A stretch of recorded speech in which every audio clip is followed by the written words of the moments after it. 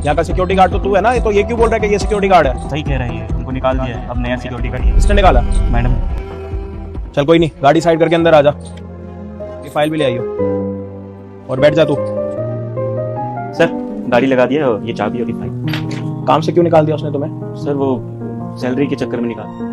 Salary के चक्कर में मतलब समझा नहीं। सैलरी तो तुम्हारी टाइम से मिलती है।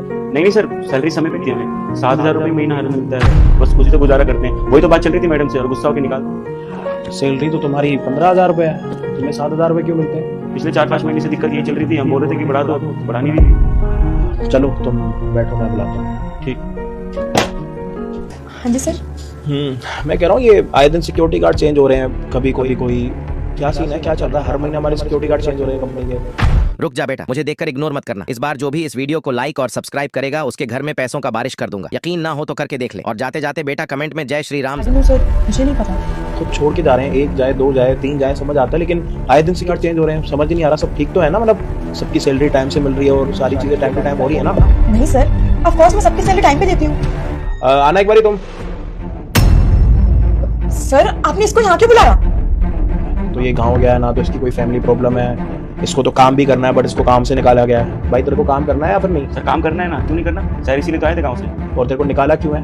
पता नहीं सर, ये झूठ बोल रहा है। इसने मुझे बोला था कि मेरी माँ की खराब है इसलिए मैं ये काम नहीं कर सकता। सर झूठ नहीं बोल रहे, माँ कसम हम सच बोल रहे हैं। अभी मैंने तुमसे पूछा, अभी हमारी कंपनी में आए दिन सिक्योरिटी गार्ड चेंज हो रहे हैं और तुमने क्या बोला कि किसी की ये प्रॉब्लम है, किसी की वो प्रॉब्लम है। ये तो कंपनी के नीचे बैठा हुआ है। आना एक बारी। सर आप एक एक करके इनको यहाँ क्यों बुला रहे हो? आपको मुझ पर ट्रस्ट नहीं है क्या? कितनी सैलरी बताई को? 7,000 रुपये। पागल हो गया क्या? क्यों झूठ बोल रहा है? बिल्कुल झूठ बोल रहा है। इसको मैं पूरी 15,000 सैलरी देती हूँ। अरे मैडम झूठ क्यों बोल रही हो? आप ही ने तो 7,000 रुपये बोला था। तानसी जी आपकी बड़ी रिस्पेक्ट करता हूँ, ठीक है?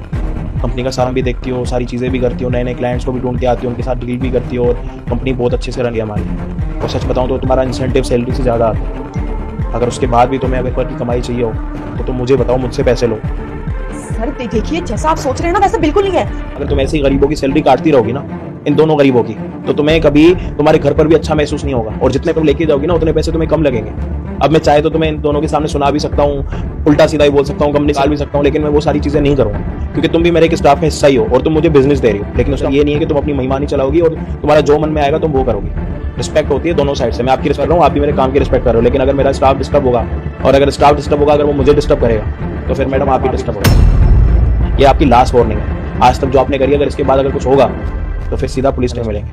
सॉरी सर, आप सही कह रहे हैं, गलती मेरी है।